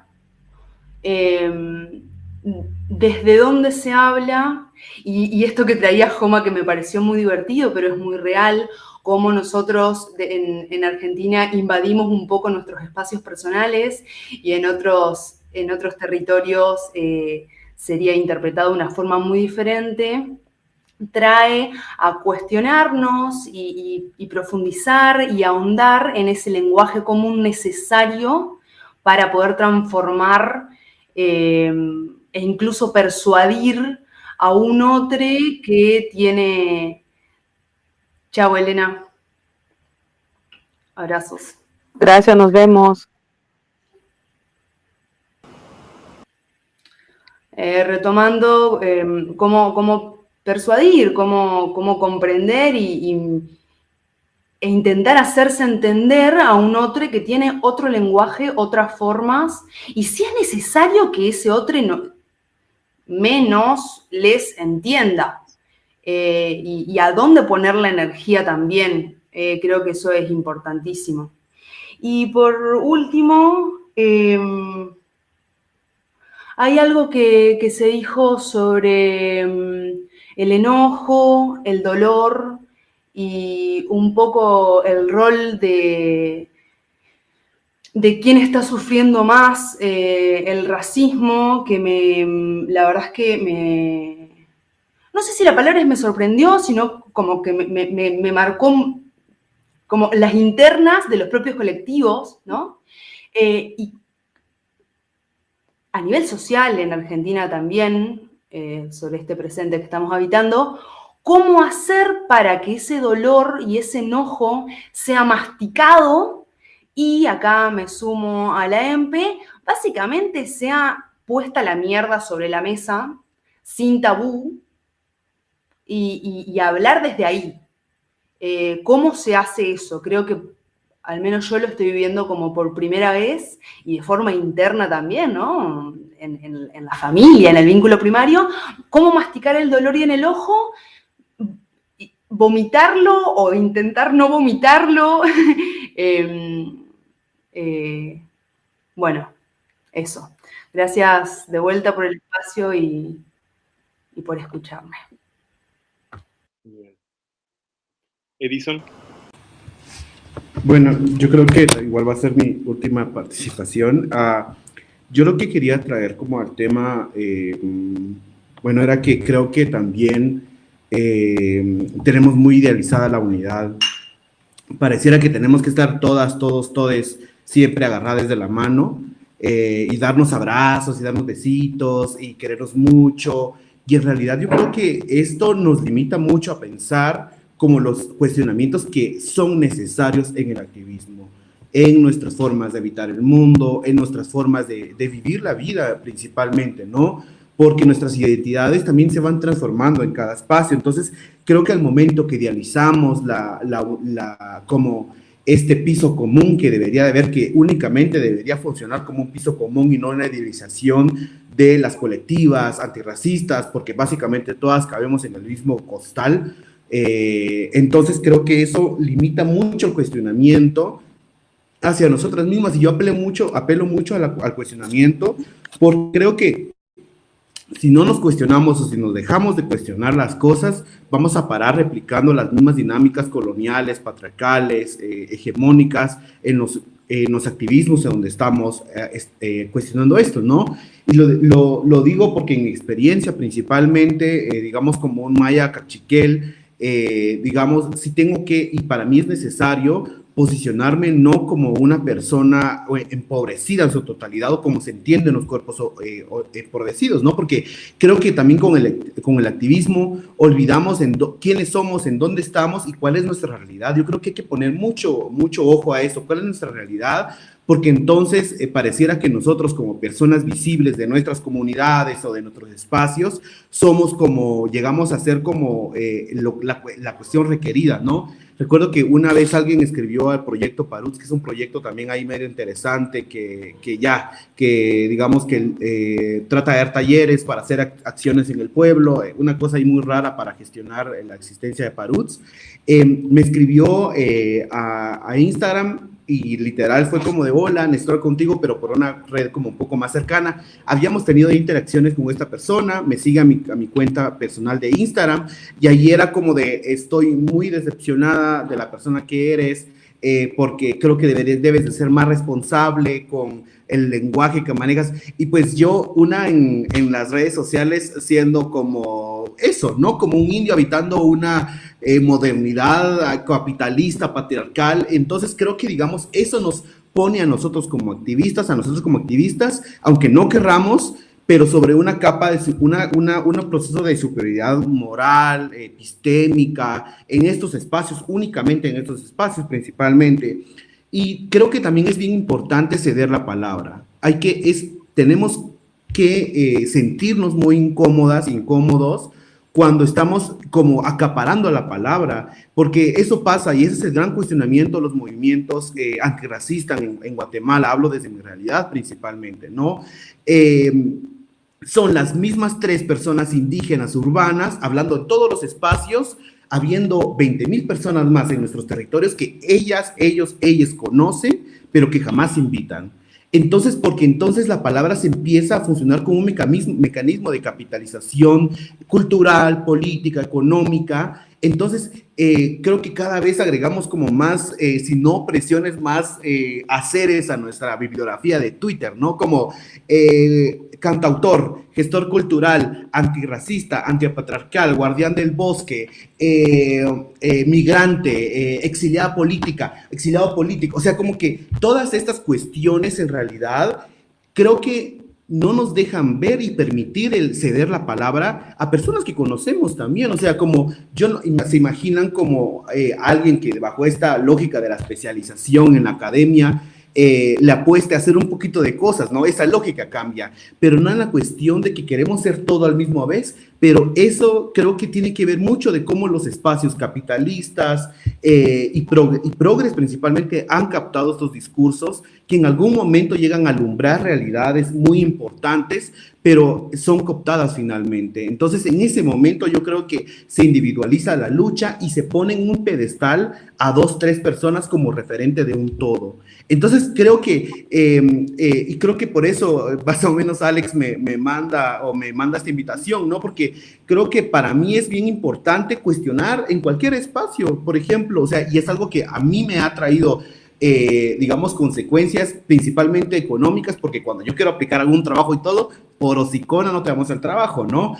O porque no empatizo rápidamente. Y yo digo como, es que en qué momento se pensó el cuestionar como un proceso esencialista, principalmente, ¿no? ¿Es acaso el esencialismo o este proceso que se cuestiona? No creo que los discursos o los cuestionamientos ayudan a dar forma, por ejemplo, a los discursos que estamos teniendo y en dónde nos estamos ubicando, ¿no? Entonces, creo que para mí eso podría, y otra vez pensando muy directamente en que creo que es bien necesario también entender cómo yo sigo necio con esto porque yo lo he vivido y lo sigo sintiendo en mi existencia en una ciudad como México, por ejemplo, cómo, digamos, para mí el ser activista o el tener esta capacidad política o esta agencia política del pensamiento, del planteamiento, del confrontamiento, me coloca en un lugar diferente a que a los otros indios de mi pueblo, por ejemplo, ¿no? Entonces,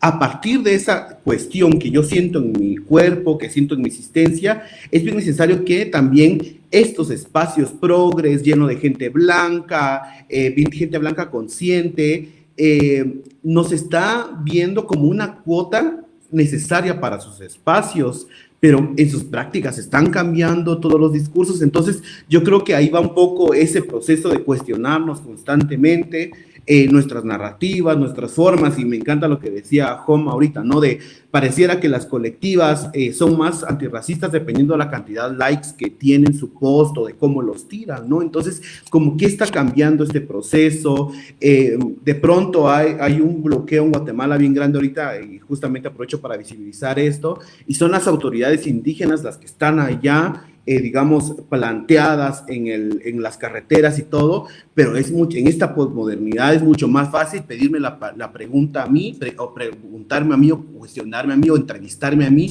para que piense qué es lo que está pasando allá, cuando allá está la gente que está articulando esas luchas, ¿no? Entonces, pareciera que hay un blanqueamiento a través del activismo que hace más digerible los discursos y que pone sobre la mesa, digamos, de forma muy cómoda y de nada confrontativa, estos planteamientos antirracistas, anticoloniales, antipatriarcales y todos los anti que existan en este proceso, ¿no? Entonces, yo me quedo con esto y gracias también por la invitación, y creo que el activismo tiene una trampa muy fuerte, bien creo que no debemos de caer en esa trampa y lo denuncio constantemente, porque luego nos cega y no nos deja ver las realidades con las que antes podríamos ver claramente.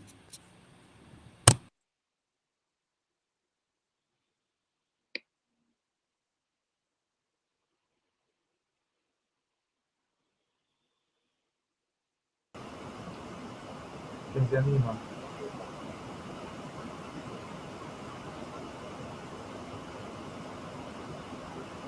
Hola, ¿puedo hablar?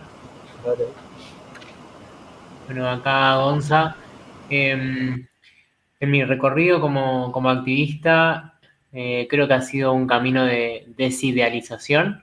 Cuando llego primero a la lucha vegana y ambientalista por los derechos animales, y empiezo este proceso de entender que había un montón de privilegios y que se hablaba desde las ciudades, donde había una desconexión muy fuerte con los territorios y caíamos en un montón de colonialismo y blanquitudes. Y cuando me empecé a vincular con personas que estaban en los territorios y cercanas al movimiento indígena, también pasó un poco lo mismo cuando uno llega con esas culpas, ¿no? De, bueno, no quiero ofender a nadie, no quiero lastimar, no quiero hablar desde un lugar de privilegio, y de repente empezamos a trabajar en conjunto y encontramos con que también hay fallas, con que también hay errores, y que creo que nos encontramos con con un desandar conjunto y colectivo, y que acá me gustaría como traer esto de esta conexión con el territorio y siendo nuestro lugar, nuestro cuerpo, primer territorio, que a veces es como que por irnos demasiado a la lucha externa de ese gran monstruo del mal que nos imaginamos como el capitalismo, el colonialismo y todo lo que ya sabemos, nos olvidamos de nuestro propio cuerpo territorio y de volver a ese lugar de refugio desde donde realmente podemos construir. Y también preguntarles cómo les va en cuestiones de estar siempre luchando contra algo, ¿no? En mi camino y sentir como que me ha desgastado mucho el pronunciarme siempre contra algo, ¿no? Anti algo, anti extractivista, anticapitalista, anti todo, y tratar de empezar a buscar la vuelta para ir hacia lo que construimos, ¿no? Si bien a veces es necesario pronunciarse con un anti para denunciar lo que está mal, estamos poniendo el foco en construir esa realidad, ese mundo que queremos. Gracias.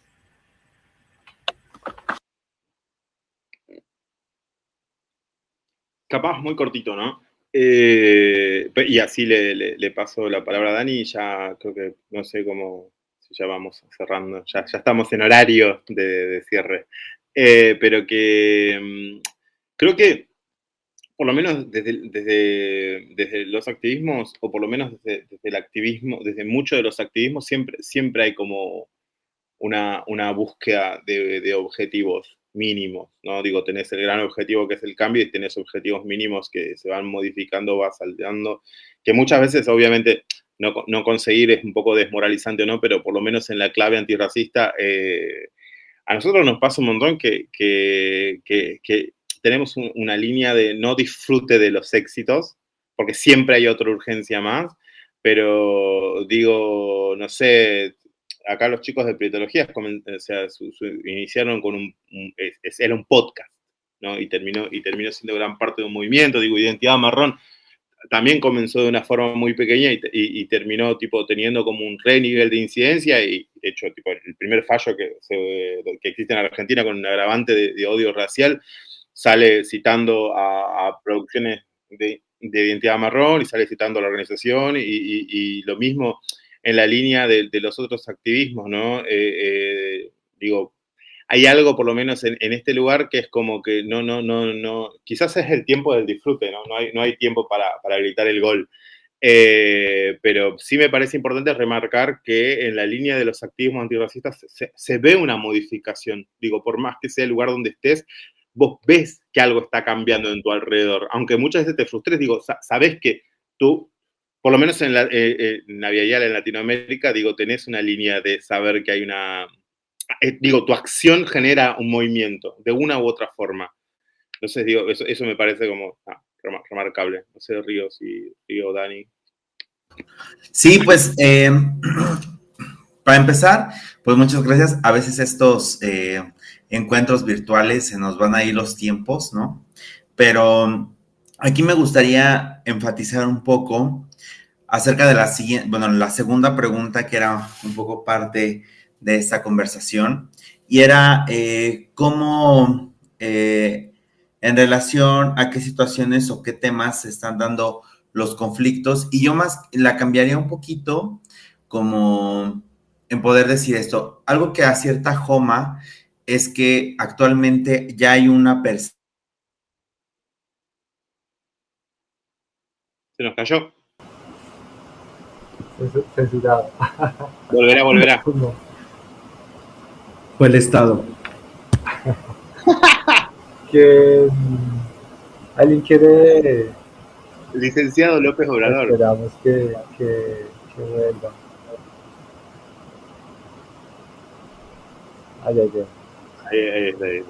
Ahí está, me sacó. AMLO. No, los algoritmos racistas. Ya estaba yo por despotricar aquí en contra de los poderes fácticos y miren, cachetadón.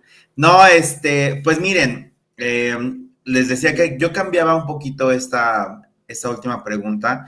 Creo que más allá, es evidente que como activistas siempre hemos lidiado con tanto los egos personales y los egos de la otredad, ¿no? Eso creo que lo tenemos todos y cada uno de nosotros. Creo que algo que decía Edison, muy bien planteado, era como de, es que yo no me asumo activista, pero te lo dicen, bueno, es que si camina como perro, bla, huele como perro, o sea, vaya, estamos activando algo, ¿no? Entonces, yo creo que más allá de cuestionarnos ese tipo de cosas, yo creo que como generación, utilizando las herramientas de la virtualidad, creo que podemos activar cosas. Esto es muy chido que esté pasando, que tengamos la disposición para poder ponernos en un terreno en el que podamos entender cómo son los contextos racistas en otros países. Creo que es muy importante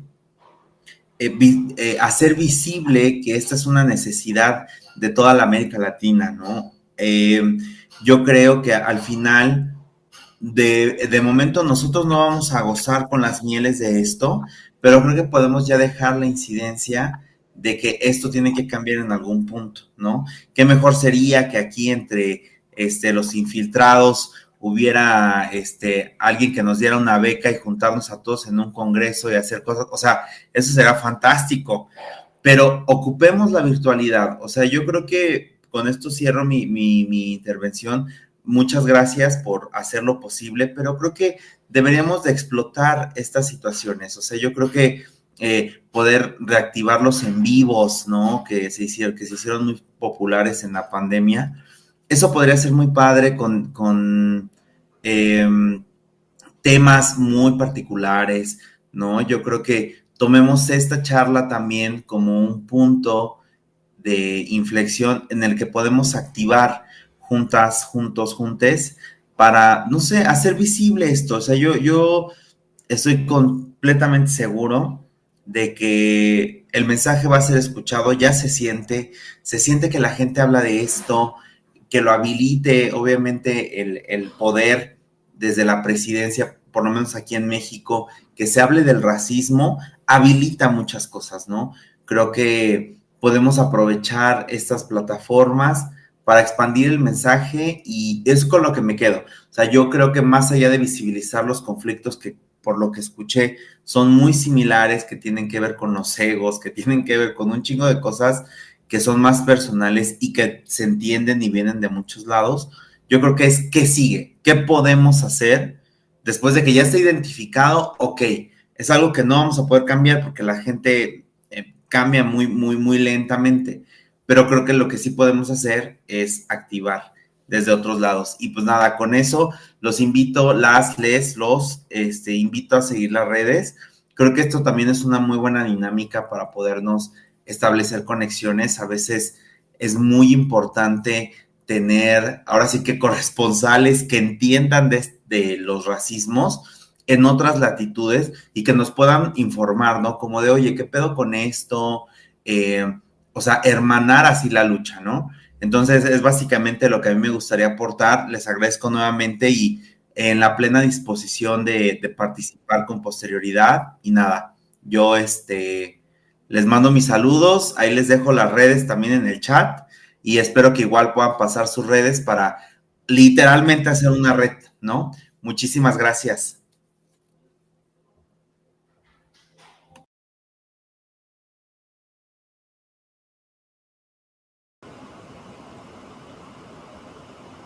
Bueno, pues si podemos ir cerrando. Y pues yo creo que lo interesante era como escucharnos, ¿no? Como saber qué está pasando ahí en diferentes lugares, ¿no? Si nos están atravesando los mismos conflictos. Pero bueno, mi sentir con todo esto es como hay conflictos que tenemos que profundizar y tenemos que hablar. Hay otros que realmente nos están sobrando, o pues no sé si sobrando, hay algo que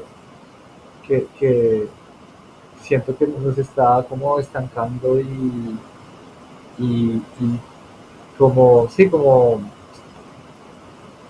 es que no sé, de que por lo menos llegué acá a la Ciudad de México y la cosa está como esa, en verdad que hay mucho conflicto por un lado y otro, ¿no? Y es como, pucha, con tantas cosas maravillosas que podemos hacer, y como retomando un poco lo que decía Elena, ¿no? Al comienzo, de como que como estar de acuerdo en que cuál es nuestra lucha, ¿no? Y ya podemos tener diferencias dentro de esa lucha, pero que tenemos como un consenso de lo que queremos y, ¿no? Estamos activando, ¿no?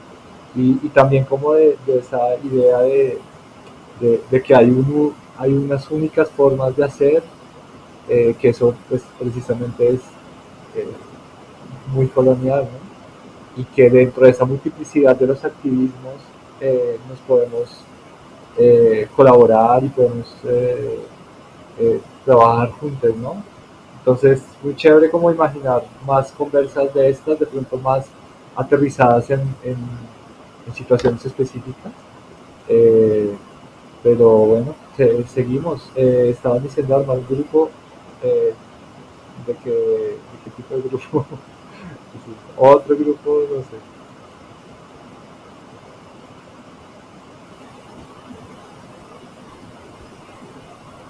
Sí, o un canalito ahí en Instagram, algo así, no sé, algo que no, o sea, sí, yo sé que a veces los chats de WhatsApp ya nos tienen hasta la madre, ustedes disculparán el francés, pero sí cierto, o sea, ¿cuántos pinches grupos? Yo tengo 5 de mi trabajo,